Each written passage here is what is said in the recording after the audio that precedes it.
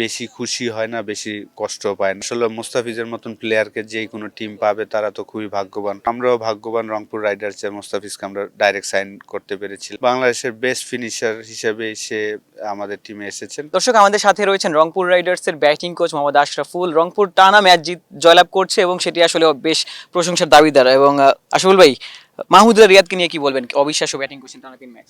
আলহামদুলিল্লাহ, খুবই ভালো ব্যাটিং করছেন। আসলে আমরা তাকে পিক করেছি, আসলে এই ধরনের পারফরমেন্স সে করবে এই কারণেই আসলে আমরা যখন অকশনে বসেছিলাম আমরা একটা ফিনিশার খুঁজছিলাম এবং বাংলাদেশের বেস্ট ফিনিশার হিসেবে সে আমাদের টিমে এসেছেন। তো আলহামদুলিল্লাহ প্রত্যেকটা ম্যাচই কন্ট্রিবিউট করছেন যখনই প্রয়োজন হচ্ছে। তো আশা করব যে এটা কন্টিনিউ করবে। মুস্তাফিজুর রহমান আগের ম্যাচে দুর্দান্ত ডেথ বোলিং করেছেন, তাকে নিয়ে কি বলবেন? অসাধারণ। আসলে মুস্তাফিজের মতন প্লেয়ারকে যেই কোনো টিম পাবে তারা তো খুবই ভাগ্যবান। তো আমরাও ভাগ্যবান, রংপুর রাইডার্সে মুস্তাফিজকে আমরা ডাইরেক্ট সাইন করতে পেরেছিলাম এবং ক্রাঞ্চি রোলের ভিতর চকলেট ক্রিমের filling, all time cream roll, মুখে দিতেই স্পেশাল ইনসাইড। যেই কারণে ডাইরেক্ট সাইন করেছি যে পারফরমেন্স দিবে, সেই জিনিসটা সে এভরি গেমই দিচ্ছেন। বিশেষ করে লাস্ট ম্যাচে তো বলবো যে হারা ম্যাচ সে 2 ওভার বল করে ডেতে যেভাবে বল করেছেন, অসাধারণ পারফরমেন্স। গোটা বিশ্বে আসলে মুস্তাফিজুর আইপিএল না খেলা নিয়ে কথা হচ্ছে, কিন্তু ড্রেসিং রুমে মুস্তাফিজকে কেমন দেখছেন আপনি?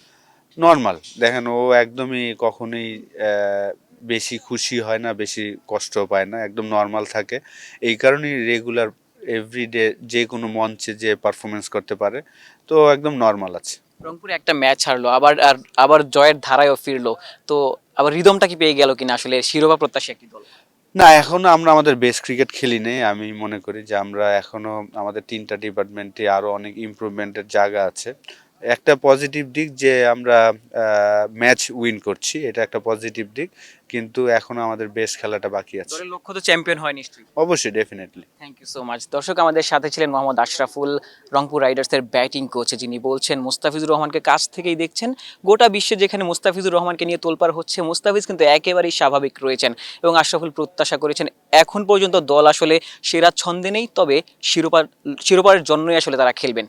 সিলেট আন্তর্জাতিক ক্রিকেট স্টেডিয়াম থেকে আশিক সারওয়ার, নিউজ 24।